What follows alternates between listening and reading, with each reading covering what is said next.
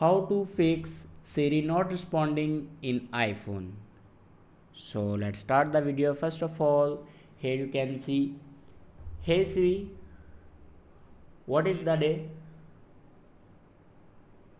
Now here you can see it can see only a message but not speak.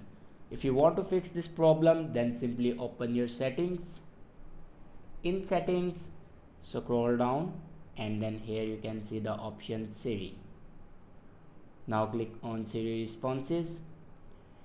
If you select prefer silent responses, then Siri will give you a silent responses, not a spoken responses. And if you select prefer spoken responses, then it will give you a spoken responses, not a silent responses. Now here you can see it will give us a spoken responses like that. Hey Siri, what is the day?